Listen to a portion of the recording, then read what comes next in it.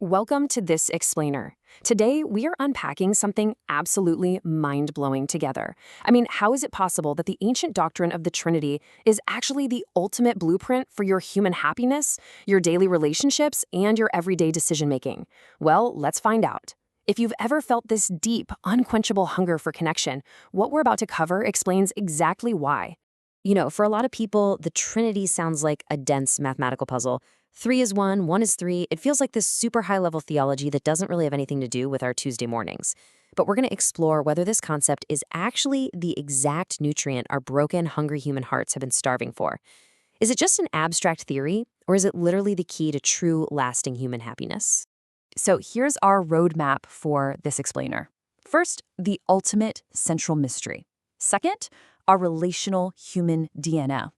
Third, marriage, the Trinitarian icon. Fourth, navigating choices in discord. And finally, transformed by the sacraments.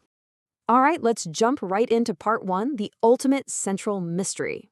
We've got to start with the sheer, massive scale of God's inner life.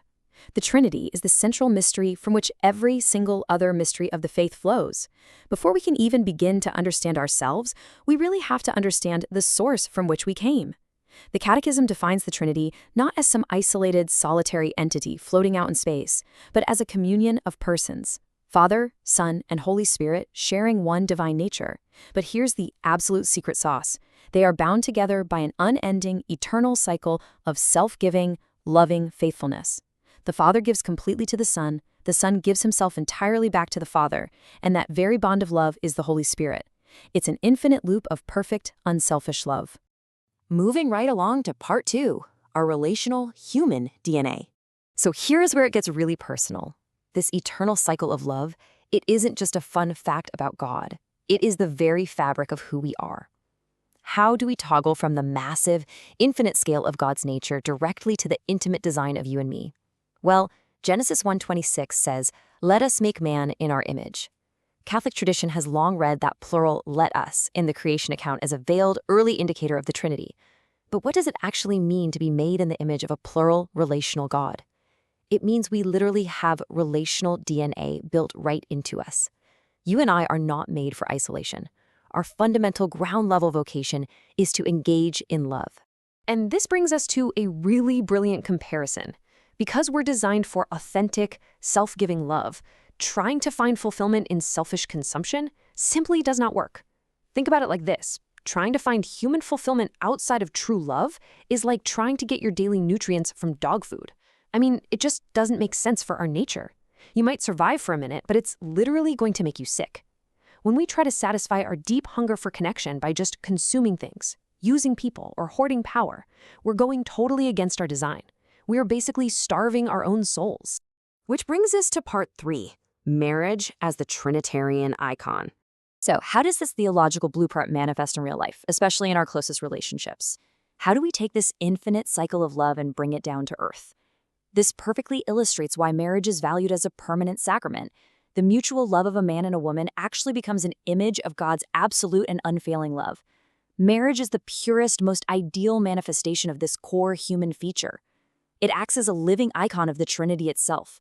In a healthy marriage, you see self-giving love in action every single day, right? It's in the unseen sacrifices, waking up at 2 a.m. to care for a sick child, biting your tongue when you just really want to win an argument, or simply putting your spouse's needs before your own. That kind of daily, grueling, beautiful sacrifice is literally reflecting the inner life of God to the world. Now let's look at part four, navigating choices and discord. Let's move to our daily decision-making and see how this builds into our broader community, because this blueprint radically shapes our choices way beyond the walls of our homes.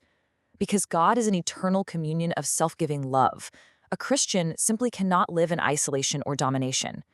This Trinitarian faith actively drives how we interact with everyone around us. When you forgive a coworker who threw you under the bus, or when you show patience to the person cutting you off in traffic, or when you volunteer at a local shelter, you are making your life a sincere gift to others.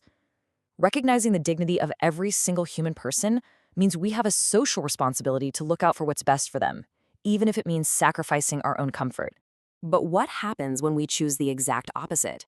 When we choose selfish consumption over making our lives a sincere gift, we break down.